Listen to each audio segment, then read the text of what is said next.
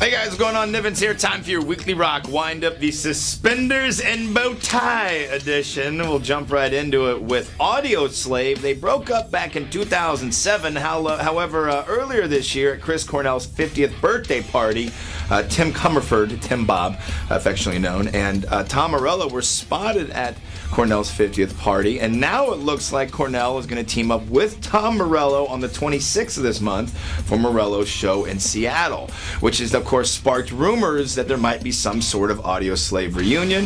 Hopefully that's the case. As this thing continues to unfold, I will make sure to fill you in.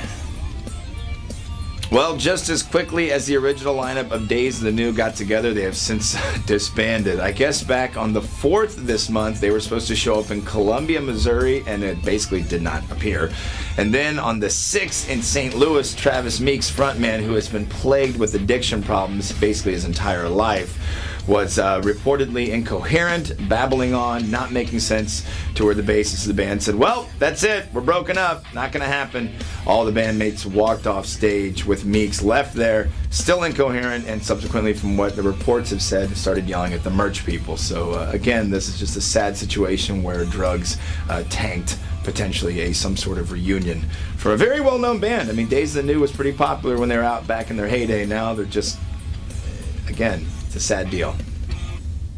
Well, it seems if you're a resident of Kentucky, Greenville to be exact, you don't want to post any sort of lyrics from Exodus. I'm going to go ahead and read this directly.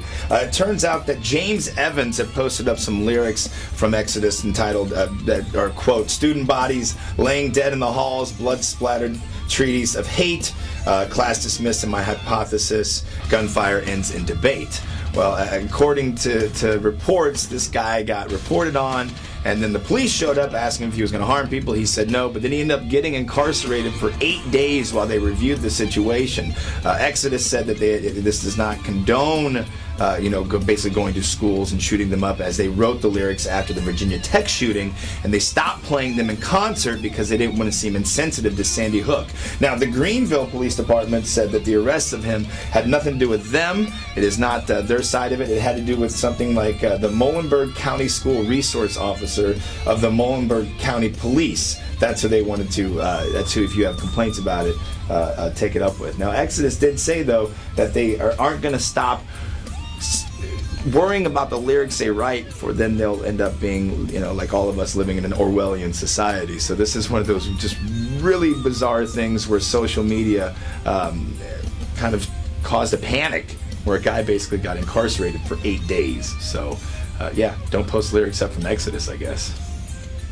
And to close out your weekly rock wind-up, some announcements about new music forthcoming. Clutch, Neil Fallon frontman, stating that they are going to be going into the studio in January, February, and possibly even March of next year to work on some new stuff. Of course, Clutch is going to be here in the upcoming week at the Midland. Take your ass out to the show and be impressed. Lamb of God's feature documentary, As the Palaces Burn, will be released on October 14th via DVD and Epic label. Monster Magnet, they're going to be putting out Last Patrol. Of course, that came out in 2013. They're going to be putting out in November on the 18th, Milking the Stars, a reimagining of Last Patrol.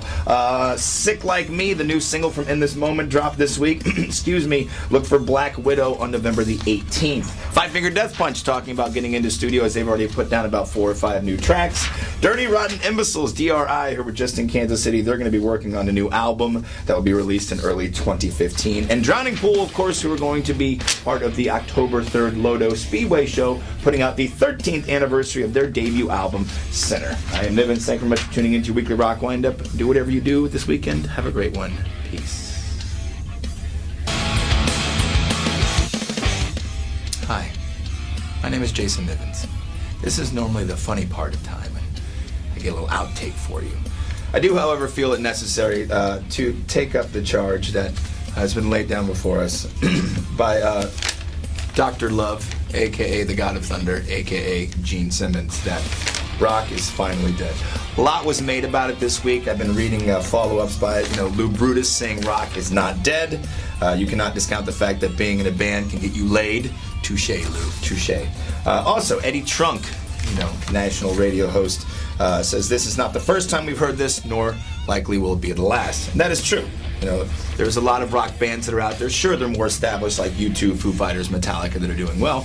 But I do believe, honestly, that there is room for rock and roll to continue forward. What killed rock? Gene thinks that it's some 15-year-old white middle class, upper class that are illegally downloading files. While file sharing has been something of concern for the world of music, is that really what killed it? D. Snyder responding that record company executives killed the old rock and roll business model, and rock and roll ain't dead. Now, I will say that Gene did touch on some important factors, that rock is nowhere near as popular as it was back in the heyday of it all, and that country and pop and hip hop, for that matter, have really started to creep into the mind of the masses, and that's really where it's going, if you will, paraphrasing. But I think it's kind of ridiculous when you look at things like Rockfest and all the different rock festivals and how many people come out for it, or how many people want to throw on a good jam, whether it be from, say, New Nickelback to Buck Cherry to Foo Fighters to Metallica, and rock out. Is rock dead? No, it never will be dead. Maybe it's more underground now than before, because that's what rock is. Rock is something that is a personal thing. It's a lifestyle. It's a choice. I bleed it, I live it, I've got it tattooed on my body. So is rock dead? No. Is it on life support? Not at all. If you're a kid, like he addresses, Gene does, that 15-year-old in St. Paul who will never be able to make it, you know what? That dude. You put your heart and soul into it. You do everything you can. You decide that this is the life you're going to live, and you give it everything it takes. And you know what? If you never make Gene Simmons kind of money, know this much. You didn't hawk your image on over 3,000 different products, from a lunchbox to a comic book to a t-shirt. And if really it comes down to where to put your money into rock and roll, if you've already seen Kiss, you can bring up their DVDs, you can bring up their videos, you can do all that kind of stuff, then go out to the smaller clubs and support the small up-and-coming guy that's just trying to go from city to city to city. What's the new model? What's the new mode that's going to help rock and roll continue on forward? I don't know. That's not my department. My department's to promote it, to support it, to embrace it, to love it. And that's what I do day in and day out. So is rock dead? Nowhere near to it, Gene. I think it's time for you to go back to Rock and Brews or whatever that kind of place is over there. Eat your sandwich, enjoy it, go watch your minor league football team play. Because us kids on the street, us that bleed rock and roll, we're going to get out there, we're going to keep supporting it. Thanks. Have a good weekend.